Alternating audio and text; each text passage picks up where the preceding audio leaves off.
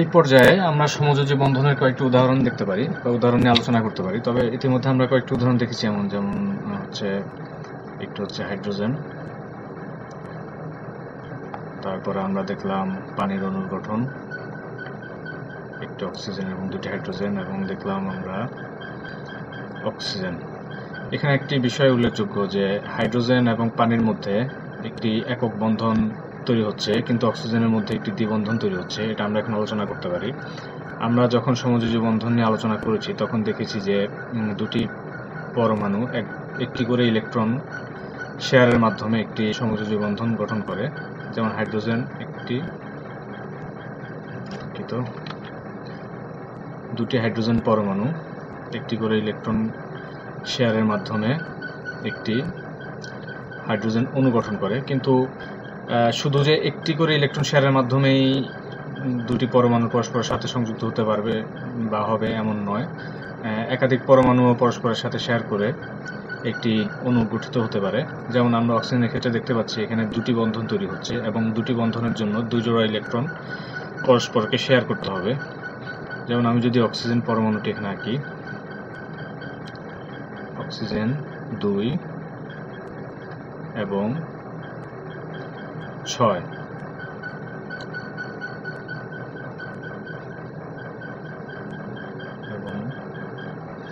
কাজেই একটি ইলেকট্রন বিন্যাস আমরা দেখতে পাচ্ছি 2, 6 এবং এর শেষ কক্ষপথ অষ্টক পূরণের জন্য আরো দুটি ইলেকট্রন লাগবে। ফলে অক্সিজেনকে যদি অন্য একটি অক্সিজেন পরমাণুর সাথে যুক্ত হয়ে অণু গঠন করতে হয় তাহলে তাদেরকে দুই জোড়া করে ইলেকট্রন শেয়ার করতে হবে, ফলে তার অষ্টক পূর্ণ হবে এবং এভাবে অক্সিজেন অণুটি গঠিত হয়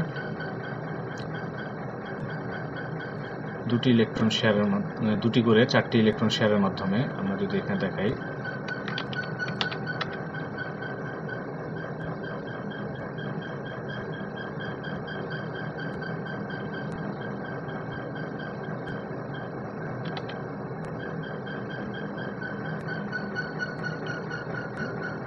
যার ভিতরে হচ্ছে দুটি এবং বাইরে।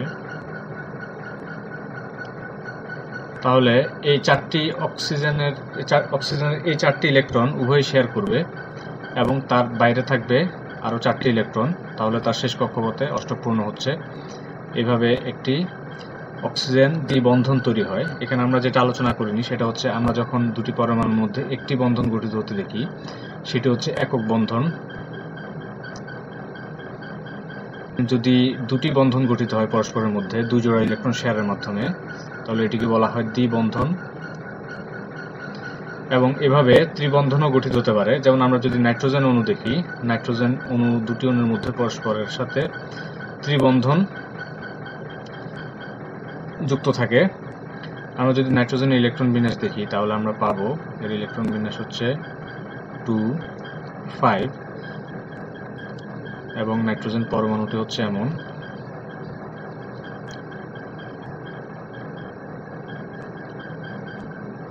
ভিতরের শক্তি স্তরে 2টি এবং বাইরের শক্তি স্তরে 5টি ইলেকট্রন থাকে।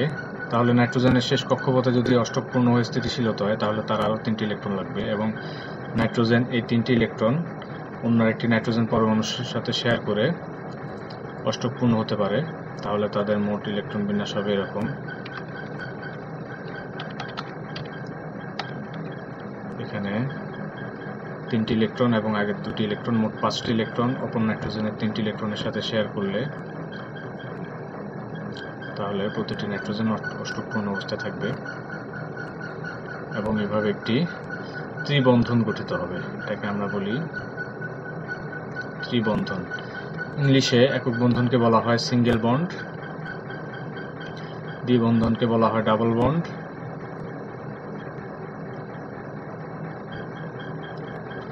এবং ত্রিবন্ধনকে বলা হয় ট্রিপল বন্ড।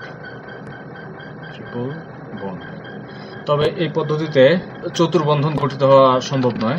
যেমন আমরা যদি কার্বনের ইলেকট্রন বিন্যাস দেখি তাহলে আমরা কার্বনের ইলেকট্রন বিন্যাস পাই 2 এবং 4, অর্থাৎ কার্বনের ইলেকট্রন বিন্যাসে শেষ কক্ষপথে 4টি ইলেকট্রন থাকে।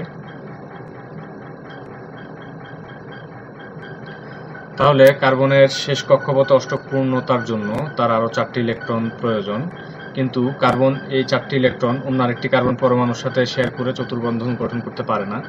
কেননা এই 4টি ইলেকট্রনকে যদি অন্য আরেকটি কার্বনের সাথে শেয়ার করতে হয় তাহলে সবগুলো ইলেকট্রনকে এক পাশে নিয়ে আসতে হবে, এবং এক পাশে নিয়ে আসতে গেলে এখানে ইলেকট্রনের যে ঘনত্ব তৈরি হবে তাতে ঋণাত্মক চার্জগুলো পরস্পরকে যে পরিমাণ বিকর্ষণ করবে, যার ফলশ্রুতিতে কার্বন 4টি ইলেকট্রনকে আরেকটি কার্বনের সাথে শেয়ার করতে পারে না, বরঞ্চ সে ভিন্ন ভিন্ন পরমাণুর সাথে পৃথকভাবে ইলেকট্রন শেয়ারের মাধ্যমে অষ্টক পূর্ণ হতে পারে।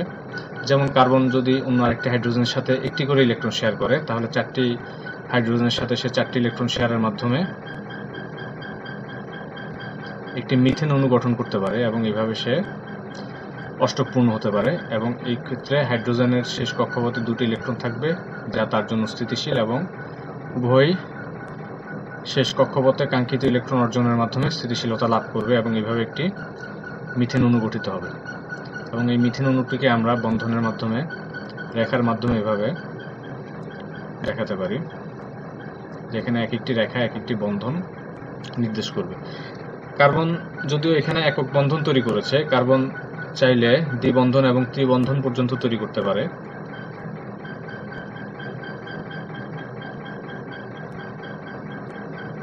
যেমন আমরা যদি ইথেন অণুর ক্ষেত্রে দেখি,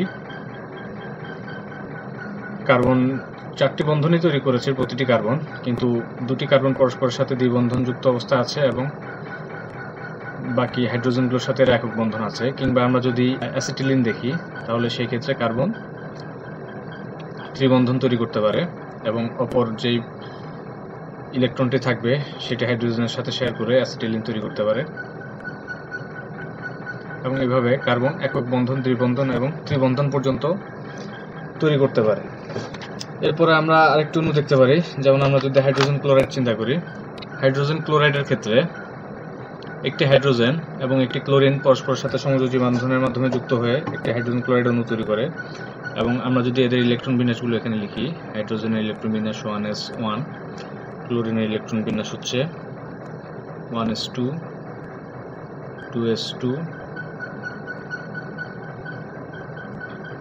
2p6, 3s2, 3p এর ইলেকট্রনগুলোকে আমরা আরো বিস্তারিতভাবে লিখতে পারি, 3px2, 3py2 এবং 3pz2। তাহলে আমরা দেখতে পাচ্ছি 3pz1,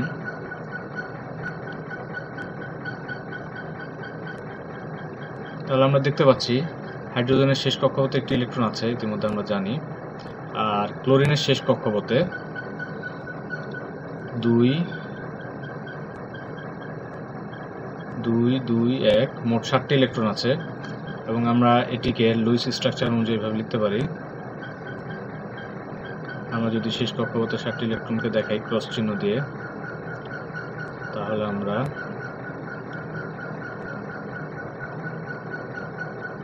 দেখাতে পারি। তাহলে আমরা দেখতে পাচ্ছি যে হাইড্রোজেনের স্থিতিশীলতার জন্য একটি ইলেকট্রন প্রয়োজন এবং ক্লোরিনের স্থিতিশীলতার জন্য একটি ইলেকট্রন প্রয়োজন, এবং এই একটি ইলেকট্রন উভয়ই যদি পরস্পরের সাথে শেয়ার করে একটি করে ইলেকট্রন তাহলে উভয় স্থিতিশীল অবস্থা লাভ করতে পারে। ফলে হাইড্রোজেন এবং ক্লোরিন একটি করে ইলেকট্রন শেয়ারের মাধ্যমে পরস্পরের সন্নিকটে এসে একটি সমযোজী বন্ধন গঠন করতে পারে। এইভাবে আমরা যদি লুইস স্ট্রাকচার অনুযায়ী আঁকি তাহলে হাইড্রোজেন ক্লোরাইডের অণুটি হবে এরকম, এবং এইভাবে সমযোজী বন্ধনের মাধ্যমে এক একটি অণু তৈরি হতে পারে। অষ্টক নিয়মের ব্যতিক্রম। আয়নিক বন্ধনের ক্ষেত্রে আমরা যেমন দেখেছি যে কিছু কিছু ক্ষেত্রে অষ্টক নিয়মের ব্যতিক্রম ঘটে, এক্ষেত্রে আমরা দেখব, অর্থাৎ সমযোজী বন্ধনের ক্ষেত্রে দেখা যাবে যে কিছু কিছু ক্ষেত্রে বিভিন্ন পরমাণু তাদের মধ্যে বন্ধন গঠনের ক্ষেত্রে অষ্টক নিয়ম মেনে চলছে না, এবং এর ফলে তারা তাদের শেষ কক্ষপথে আসলে নিষ্ক্রিয় গ্যাসের ইলেকট্রন বিন্যাসের মতো ইলেকট্রন বিন্যাস অর্জন করছে না, কিন্তু তারপরেও তারা স্থিতিশীল অবস্থায় থাকে, এবং এগুলোই হচ্ছে অষ্টক নিয়মের ব্যতিক্রম। এবং যেহেতু বিজ্ঞানী জিএন লুইস এই মতবাদ দিয়েছিলেন যে পরমাণুসমূহ শেষ কক্ষপথে অষ্টক পূর্ণতার মাধ্যমে নিষ্ক্রিয় গ্যাসের ইলেকট্রন বিন্যাস অর্জন করে, এবং এই ক্ষেত্রে যেহেতু ব্যতিক্রম ঘটছে তাই এগুলো আসলে আমরা লুইস মতবাদের সীমাবদ্ধতাও বলতে পারি। যাই হোক, আমরা যদি অষ্টক নিয়মের ব্যতিক্রমগুলো আলোচনা করি তাহলে আমরা দুই ধরনের ব্যতিক্রম দেখতে পাই। একটি হচ্ছে অসম্পূর্ণ অক্টেট সম্পূর্ণ অক্টেট। এসব ক্ষেত্রে বন্ধন তৈরির পরে দুটি পরমাণুর শেষ কক্ষপথে অক্টেট পূর্ণ হয় না বা অক্টেটের চেয়ে কম ইলেকট্রন থাকে। যেমন আমরা যদি বোরন ট্রাইফ্লোরাইডের কথা চিন্তা করি, BF3, বোরনের শেষ কক্ষপথে 3টি ইলেকট্রন থাকে এবং বোরনের ইলেকট্রন বিন্যাস হচ্ছে বোরন 2, 3। কাজে বোরন যদি কোনো যৌগের সাথে কোনো পরমাণুর সাথে সমযোজী বন্ধন গঠন করে তাহলে তাকে ইলেকট্রন শেয়ারের জন্য তার 3টি ইলেকট্রন আছে এবং এই 3টি ইলেকট্রন সে অন্য 3টি ইলেকট্রনের সাথে যদি শেয়ার করে তাহলে তার শেষ কক্ষপথে 6টি ইলেকট্রন হতে পারে।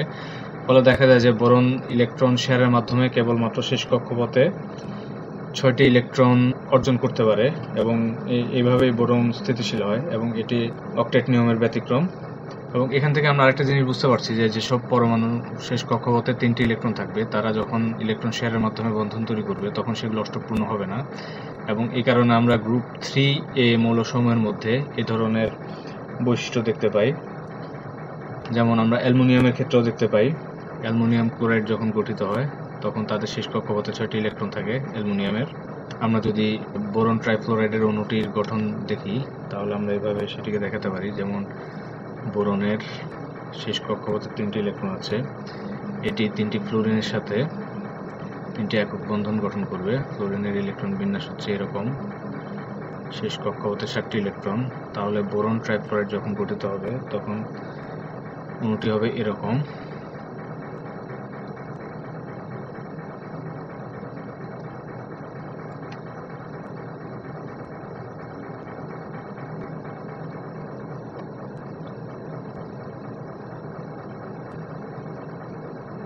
এখানে আমরা দেখতে পাচ্ছি যে ফ্লোরিনের শেষ কক্ষপথে অষ্টক পূর্ণ হয়েছে কিন্তু বোরনের শেষ কক্ষপথে 6টি ইলেকট্রন এবং এটি হচ্ছে অসম্পূর্ণ অক্টেটের একটি উদাহরণ।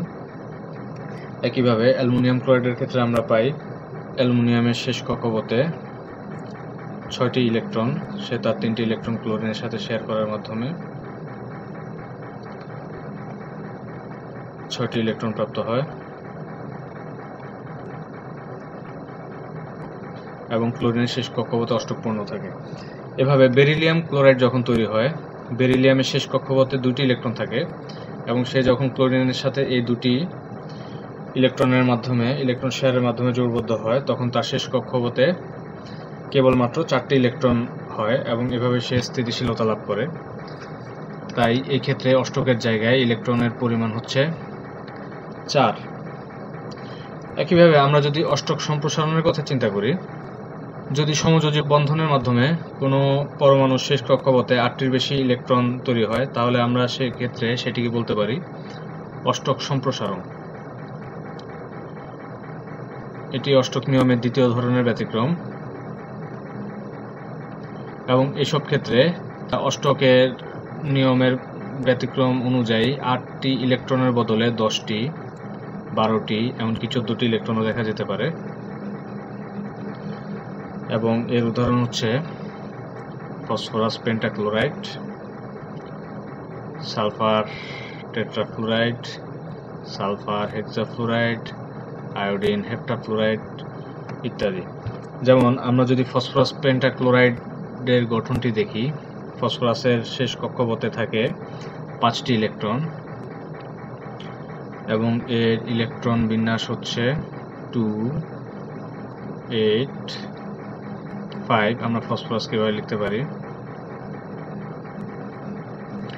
এবং এটি যখন ক্লোরিনের সাথে বন্ধনে আবদ্ধ হয় তখন সে তার শেষ কক্ষপথের 5টি ইলেকট্রনই শেয়ার করে 5টি ক্লোরিনের সাথে, ফলে সে 5টি একক বন্ধন গঠন করে ক্লোরিনের সাথে। যেহেতু 5টি একক বন্ধন গঠন করে তার মোট শেষ কক্ষপথে তার মোট ইলেকট্রন বিন্যাস হচ্ছে 5 × 2 = 10 এবং এই ইলেকট্রনগুলো এভাবে বিন্যস্ত থাকে। আমরা যদি ক্লোরিনের ইলেকট্রনগুলো দেখাতে চাই তাহলে দেখাতে পারি এবং ক্লোরিন সব ক্ষেত্রেই অষ্টকপূর্ণ অবস্থায় আছে কিন্তু এই ক্ষেত্রে কেন্দ্রীয় ফসফরাস পরমাণুটি তার শেষ কক্ষপথে 10টি ইলেকট্রন ধারণ করে।